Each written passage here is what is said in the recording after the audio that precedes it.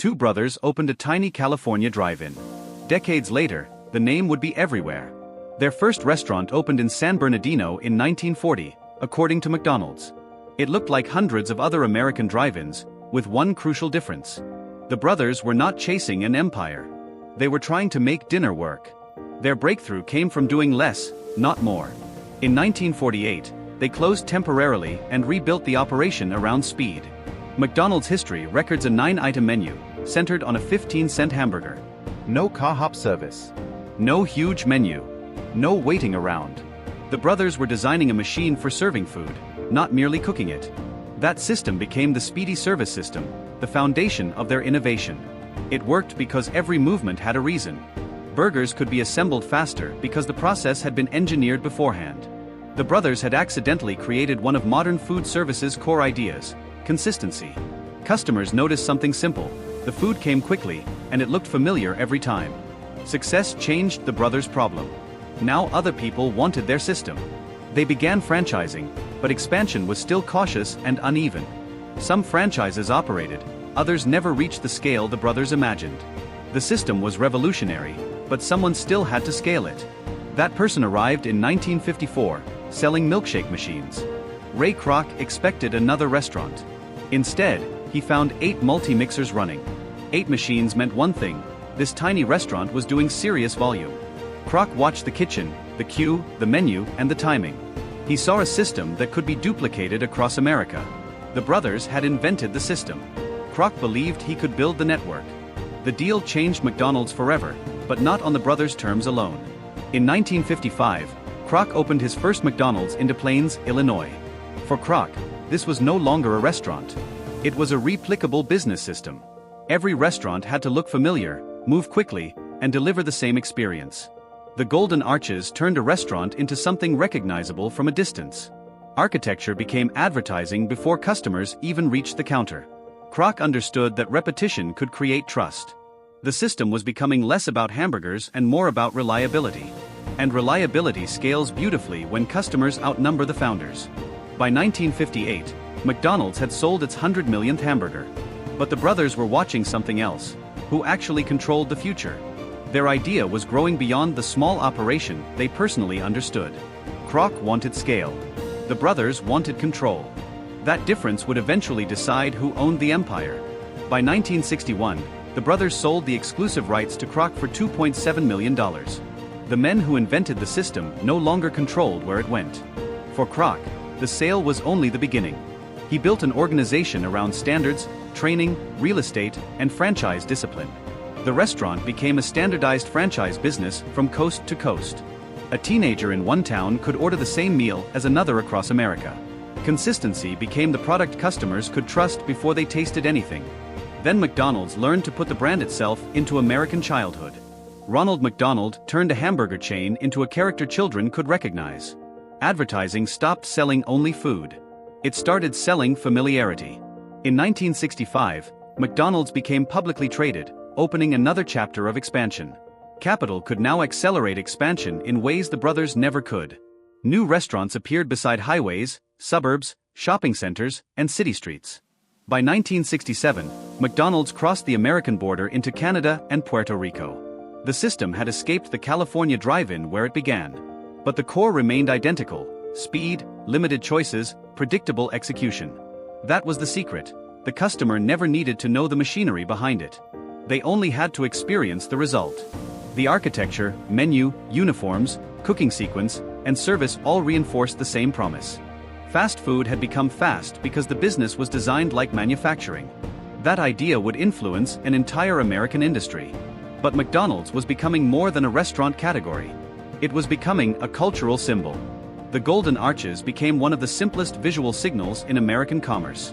And the brothers who began with a drive-in had become almost irrelevant to the expansion story. That is the uncomfortable part of their story. They invented the engine, then sold the vehicle built around it. Kroc became the man most people associate with McDonald's expansion. But even Kroc's expansion depended on the brothers' original operating system. The empire was built from a process that could survive without its inventors. That is why standardization mattered more than any single hamburger. It transformed ordinary workers into operators of a repeatable commercial machine. And franchises multiplied that machine faster than company-owned stores ever could. Each franchisee became another pair of hands carrying the model forward. By the 1970s, McDonald's had become part of everyday suburban America. The drive-thru pushed convenience even further. Customers could remain inside their cars while the business handled everything else. Convenience had become an entire business philosophy. The menu expanded, but the underlying machine barely changed. New products could be added without rebuilding the entire operation. That flexibility helped McDonald's survive changing tastes without abandoning its core system. The golden arches were becoming a promise. You already knew what would happen. You knew the building. You knew the counter. You knew the taste. Familiarity is powerful when millions of customers are making decisions quickly. By then, McDonald's was competing on time as much as food. The system treated waiting time like a problem to eliminate. That logic would later dominate drive-thru culture and quick-service restaurants. McDonald's was no longer adapting to America. It was helping define American routines. The brand became especially powerful because it was easy to understand. The arches communicated before language, before menus, before conversation. That made McDonald's unusually portable across borders and cultures. But cultural adaptation would become necessary too. The system stayed recognizable while the details changed.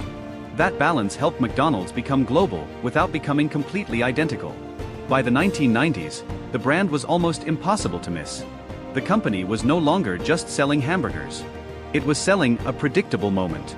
In an unfamiliar place, familiarity became the product. That emotional shortcut is difficult to compete with. And that is why the arches became more valuable than the original restaurant. The restaurant could disappear. The symbol could travel with you. This was the brand becoming bigger than the physical stores. Yet the original restaurant was never designed to become a cultural monument. It was simply a clever answer to a practical business problem. The brothers were trying to serve more people without making more mistakes. That small goal created a system capable of extraordinary scale. That contrast is what makes McDonald's history so strange. A pair of brothers solved speed. A franchise organization solved scale. Together, those two innovations created the modern fast food empire. But the empire also changed what customers expected from restaurants. Once consumers experienced fast, standardized service, slower service felt different. The brothers had helped turn waiting itself into something customers measured. That may be their greatest influence on the industry. But their story also raises a harder question about ownership and recognition. Who deserves the title of founder, the inventors or the man who scaled them? The historical record gives us a more complicated answer. McDonald's itself credits the brothers with perfecting the speedy system. It also credits Kroc with turning that operation into global expansion. Both claims can be true because creation and scaling are different kinds of genius. The brothers solved the operating problem. Kroc solved the expansion problem. The resulting company became larger than either side could originally imagine. But growth always asks the same question: what gets sacrificed to scale? Local individuality can shrink when consistency becomes the priority. Yet consistency can also create opportunity where uncertainty once dominated. That is the contradiction built into the franchise model itself. It gives entrepreneurs a system, while asking them to obey it. McDonald's became powerful because repetition created a network no single competitor could easily copy. Every additional restaurant strengthened recognition for the next one. The network itself became a form of advertising. And the network made the restaurant feel inevitable. That inevitability is not accidental. It is engineered. But it began with two brothers engineering a kitchen in San Bernardino. They did not know they were designing a global restaurant operating system. They only knew the old way was taking too long. Their solution was to rebuild the restaurant around the bottleneck. That mindset still defines the company's strongest competitive advantage. Find the bottleneck. Remove it. Repeat at larger scale. It sounds simple. Building it was anything but. Every new restaurant introduces another employee, owner, customer, supplier, and local community. Scale multiplies both economic opportunity and operational responsibility. That is the burden created by becoming ordinary in millions of lives. A company becomes culturally powerful when people stop thinking about why it exists. The arches become part of the environment, almost like street infrastructure. That is a remarkable transformation for a family drive-in. And it raises another question. Could the brothers have imagined this outcome? Probably not, because the empire emerged from decisions made for much smaller problems. How long should customers wait? How many items should the kitchen handle? Those questions sound mundane. Their answers changed an industry. That is why McDonald's belongs in business history, not just food history. It is a case study in process becoming power. A process becomes power when thousands of people can execute it. And power becomes culture when millions experience it repeatedly. That is the empire the brothers accidentally started. Kroc expanded it. The franchisees reproduced it. Customers validated it. The system became stronger every time another location opened. Recognition lowered customer hesitation. Customer confidence strengthened the next location. That is a network effect hidden inside a restaurant business. And it began with a very ordinary question: how do we serve faster? The answer became a restaurant. Then a franchise. Then a system. Then the system became a global habit. So the real mystery is not why McDonald's became huge. It is how two brothers built something designed to outgrow them both. What matters more, inventing the machine, or knowing how far to take it? Tell us below, and subscribe for more improbable empires.